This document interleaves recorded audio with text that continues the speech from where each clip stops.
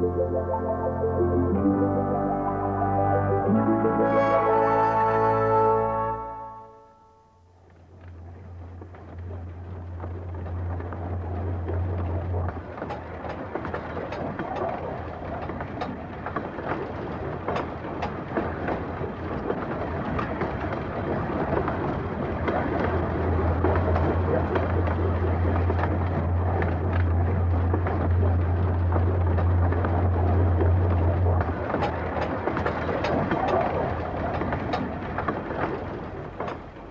gloriously wild country around Cadair Idris in North Wales, which defies any railway builder. In the wildest part, a monument in a ruined cottage, from where in 1800 young Mary Jones set out to walk barefoot over the savage hills to beg a Bible from the Reverend Thomas Charles at Bala, 25 miles away, and so inspired the creation of the British and Foreign Bible Society. No roads, certainly no railways here in those days. It wasn't until the 1860s that railways started to push inland from the North Wales coast into secluded valleys like this at Dinas Mawddwy in the Arran Range. And it was the slate explosion that sent them there. Quarries opened all over the North Wales mountains to meet the ever-increasing demand for slate roofs in industrial England. And usually, only the narrow gauge lines could twist their way into the newly lucrative wilderness. And today, with tourists not slates, the little trains are back in business. There's even been one restarted at Meirion Mill in Dinas Mawddwy itself.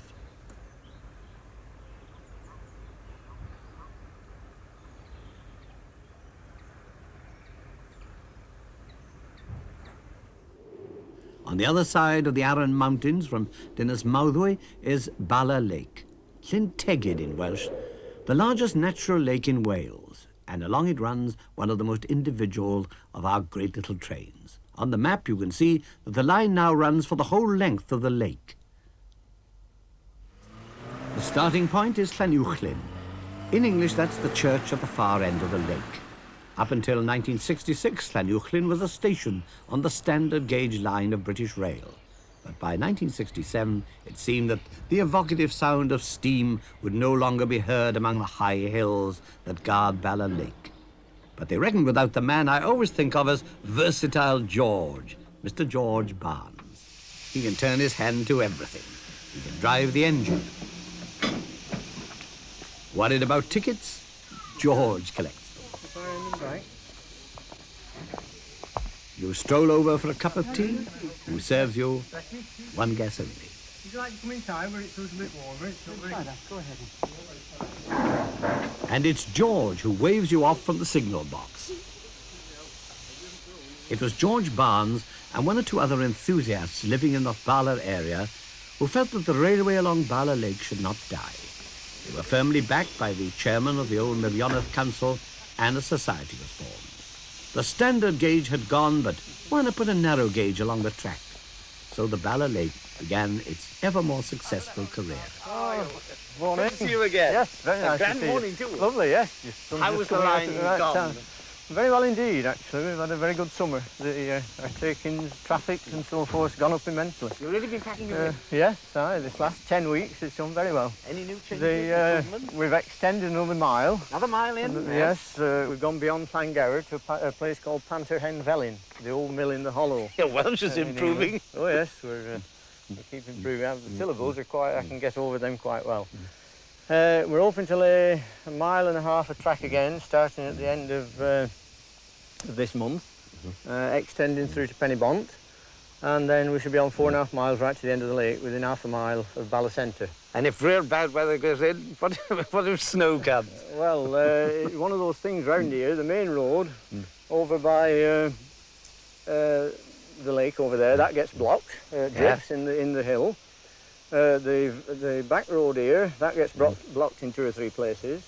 And the old railwaymen tell me that this length kept very clear. So I'm hoping that the first blizzard we have, we shall have a train from here at 8 o'clock in the morning through to Bala with the line open. You're really rubbing your hands. You're waiting for that blizzard to come. I'm looking forward to that. It'll really prove the value of steam then. Yeah, and the railway. True railway enthusiasts are in love with every detail. George can feel a wild romantic interest in the point system of his railway. I'm very interested in railway signalling and lock mechanisms, so I revel in doing that, irrespective of whether I'm told to or not. There is an interesting point there. In days gone by, Saxby and Farmer was the firm. Old man Saxby was the bloke who designed a patent. He patented it. This is in the early days of railways. They first of all rodded the points up to try and get all the points coupled to one place. One man could control them, you see. But they came up against the obstacle. As soon as the sun came out, the rods expanded and the point blades started to move. So, of course, there were derailments, or there was a man running up and down adjusting rodding all the time. So that wasn't on. Anyway, old man Saxby put his brains together and weighed this lot up. And he came out with this crafty idea where he split the length of rodding between the points and the signal and the lever frame in two, found the middle, and he put a cross shaft underneath the rails. There's one down there. Now, he then had one half of his rodding pushing and the other pulling. And then as the expansion, when the sun came out, one pushed and the other pulled, and the rod in the centre just took up the slack, the expansion. Either end never moved. So, of course, you could pull the points over, and the blades were stayed in the perfect position they were set in. The lever was in the same position, and the expansion and contraction was taken up by that, and your points were perfect, either the middle of the night in a freezing cold day or in midsummer, you see. And I believed every word George said. Here's an air view of the whole course of the line. It's now just over 5 miles long. The Bala Lake is lucky in one respect.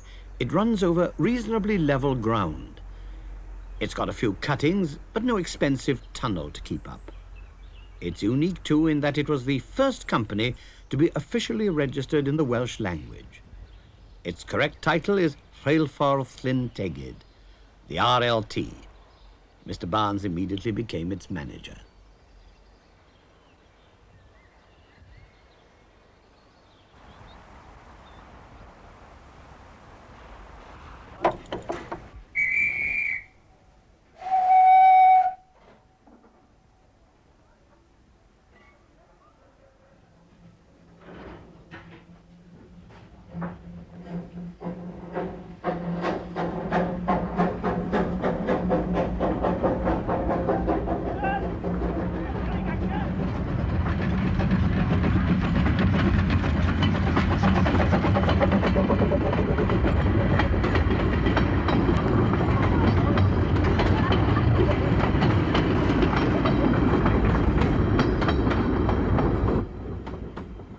The first section lies along the level ground from Llanuwchlyn to the head of the lake. The engine is Maid Marian. She has already passed over George Barnes's beloved points, and catching his enthusiasm, I can tell railway fans that his signal frame is one of the only 2 GWR double twist locking frames of an 1890 design still in existence. The other one, if you wish to go on pilgrimage, is at Brimbo East in North Wales. Personally, I can't wait to get there.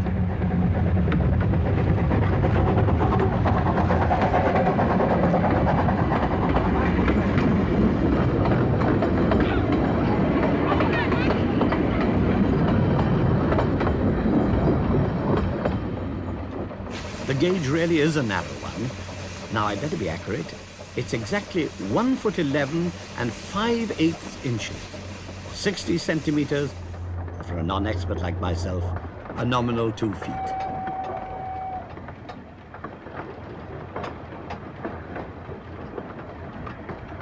The train now runs past an old halt, Flag Station. It wouldn't have done so with such ease in the old days, because the right of stopping the train here, if required, was written into the Act of Parliament, which originally allowed the construction of the line. This rather Wild West-looking structure was put up for the convenience of the guests of Sir Watkin Williams Wynn. For the train ran over the land of the historic Wynn estate. The Wynn family was so powerful that in the 18th century, the reigning Sir Watkin was known as the Prince in Wales. There were also Wynn family houses and shooting boxes scattered over the landscape with a lavish hand, including the charming lakeside mansion of Glan Llyn, to which the guests were taken across from the halt by steam launch when the flag was raised. Now the house belongs to the Welsh League of Youth, Urdd Gobaith Cymru, and young Welshmen and women enjoy the outdoor sports where Sir Watkin's guests once had exclusive possession.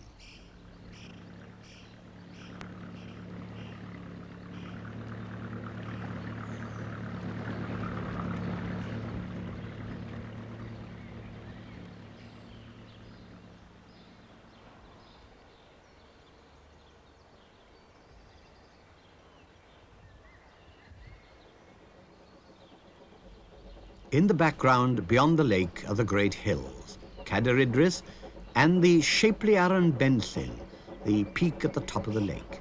And as Maid Marian pulled her train at the legal limit of 12 miles an hour along the lake edge, George Barnes gave me an affectionate review of the little engine's history.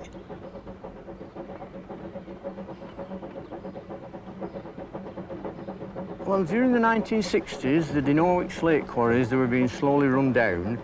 Now, it is a very interesting history, is this, because the old man, Asherton Smith, who started the Dinorwic quarries way back in about the 1840s, his ancestors and different families they married into, their attitude was that what was good enough for grandfather was good enough for them.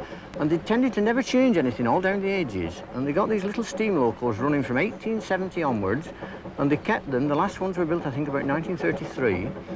And they kept them running right to the end of the Dinorwic quarry workings in about 1969. Most of the other quarries of North Wales had gone over to little diesels long ago, and of course the little end steamers have been scrapped, you see, so we have these people to thank for their policy that kept these little engines going.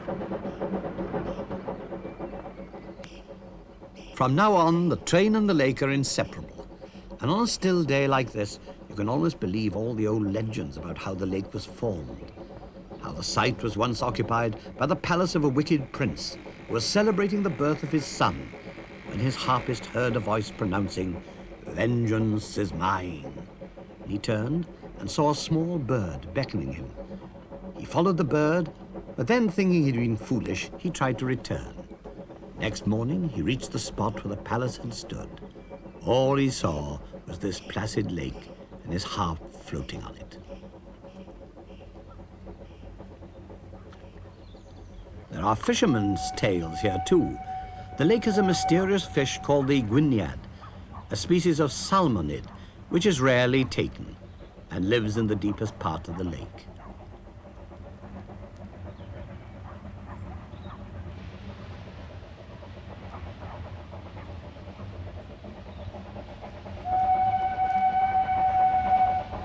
The train is now coming up towards the old station of Llangower.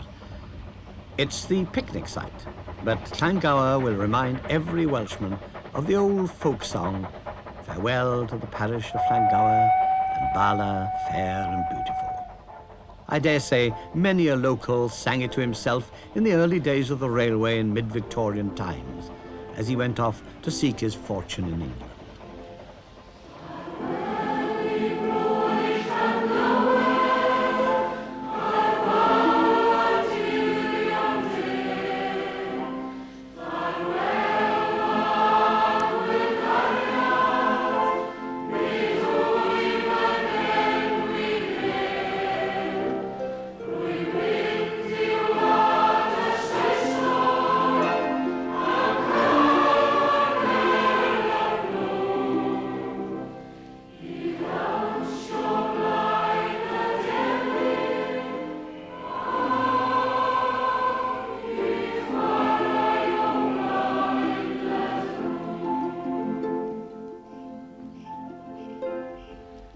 How the lake has changed since the day, now over 100 years ago, when the first railway, the old Bala Dolgellau line, was built along its southeastern shore. It's become a great place for the sailing fraternity, and in fact, national dinghy sailing championships are regularly held here. I wonder, as they study the fitful winds that come rushing down from the mountains unexpectedly, if they remember another of the old stories about Bala Lake, that the waters of the River Dee flow right through it without mingling with the waters of the lake. Our train has now gone well past halfway and is approaching the old terminus of the line. the little train has steadily grown in popularity. When it began 4 years ago, 4,000 passengers were carried. Last season, 23,000 were taken along the lake, drawn by the power and charm of steam. So listen for a moment to Maid Marian's puffing music.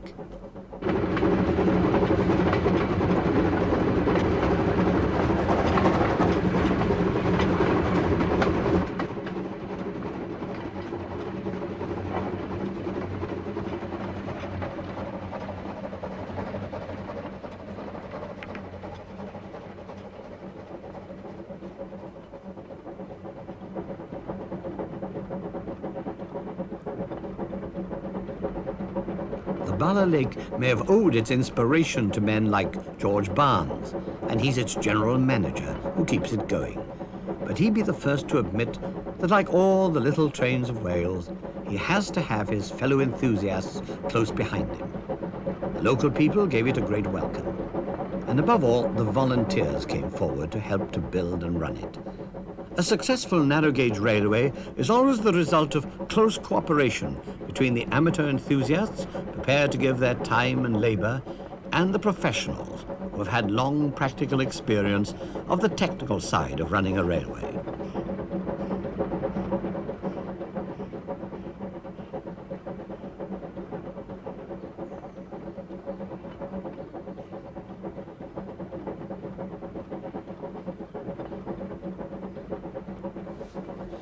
In 1975, this was where the railway ended, at Pantahain Velin, the stream of the old mill. What expressive names the Rheilffordd Llyntegid has inherited. The trip offered was delightful enough. 3 miles along the lake, passing a delicious picnic spot, and then from here, the return to Llanuwchlyn. But as long as there's a reasonable chance of extension, a narrow gauge railway cannot resist, as it were, going the limit, going to the end of the line. In late 1975, the big job began of laying the rails to the far end of the lake. This is what lay ahead of them. To reach the new terminus, bridges had to be cleared, sleepers had to be put down, and the rails laid. And this is where the new terminus now stands. But always as the dream, of course, there was the real terminus, the town of Bala itself.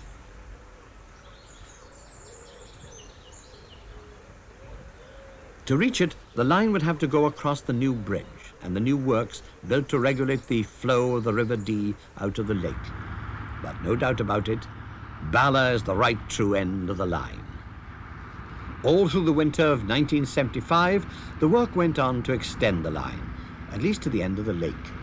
The embankment, the course of the old BR line was still there, but the old standard gauge rails had been pulled up in 1967 when the line closed. The narrow gauge rails had to be laid along the same route for 1.5 miles.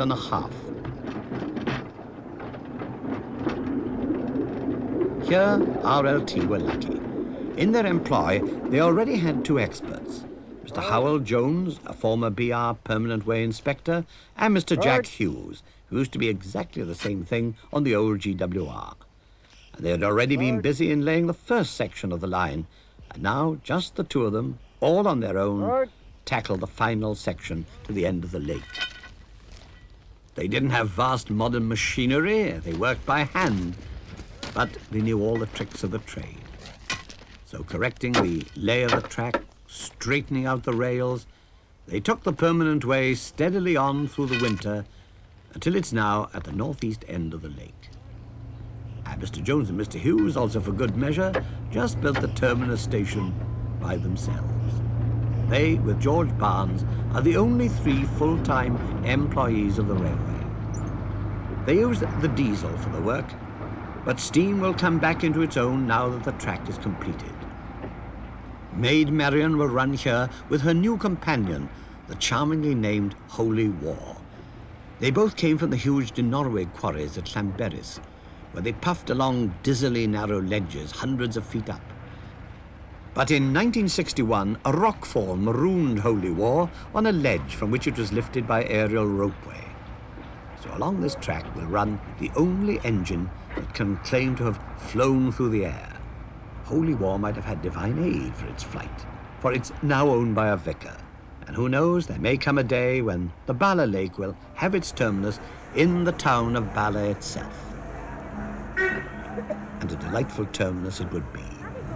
Bala is a little town with a great tradition. It's a stronghold of Welsh speaking.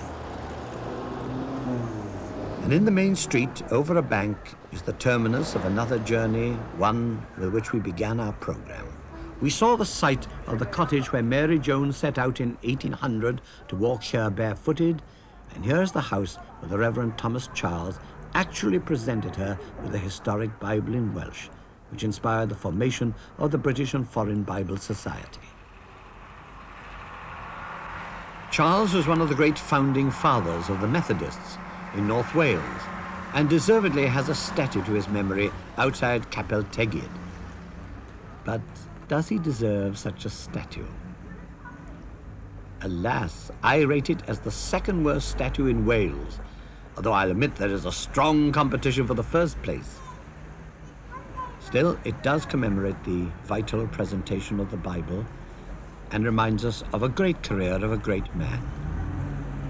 But it was carved in, unfortunately, a shocking period for the art of sculpture, a glorified monumental mason's masterpiece. Not far away is Tomenna Bala, the old Norman castle mound, and in the 18th century it was a great showplace for the hordes of women who gathered here every fine day to knit the white woolen stockings for which Bala was famous. As for the stitches, well, I'm told not much pearl and a lot of plain. But they had a royal patron. George III wore no other. Bala is not actually on the Dee. The nearest river is the Tryweryn, which runs down to join the Dee just below the exit to the lake. The united waters then flow through a gloriously beautiful valley down to Llangollen. Just outside Bala is Llanfor Church, and here lies one of the most attractive eccentrics of Victorian Wales, Squire Lloyd Price, who lived in the nearby estate of Rhywlas. He was a great sportsman, a patron of rural industry, and he even set up a company to make Welsh whisky, which flourished until the First World War. And here, too, is the grave of a man who, I'm sure, would have appreciated Squire Lloyd Price's product, a remarkable old soldier, John Williams, of the Royal Welsh Fusiliers, who was 87 when he died, but was proud to have fought for his country in 27 battles. Some of them, like Albuera and Salamanca, amongst the toughest in the Peninsular War. And he ended up fighting and surviving at Waterloo. I wonder what gallant John Williams would have said if he'd heard of the gift of a cask of Squire Lloyd Price's Welsh whisky to King Edward VII as Prince of Wales. It produced one of the most tactful of royal letters. It is His Royal Highness's intention always to keep Welsh whisky in his cellars, which is exactly what he did. The squire naturally found himself in financial difficulties. He boldly put all he had on one horse, Bendigo, for the Cambridgeshire in 1887. Bendigo romped home, and the grateful squire gave the horse a happy home in his old age. Over the mausoleum, an inscription tells the story. As to my latter end I go to seek my jubilee. I bless the good horse Bendigo, who built this tomb for me.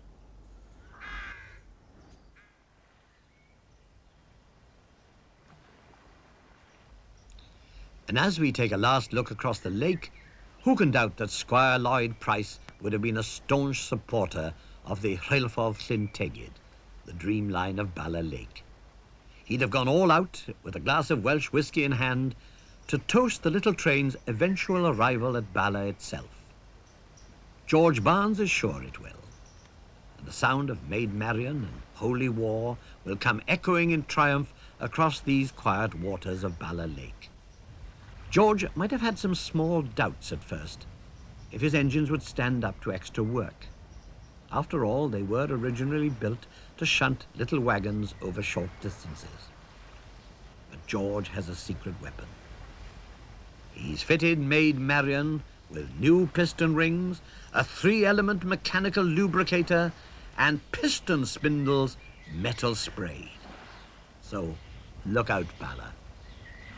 But keeping along the edge of the lake is far better from the visitor's point of view and the scenery. Once you turn towards Loch Cafe and get on that end of the lake, you can see the Cadair Idris, you see, right through to Dalgetly. So we're looking forward to that.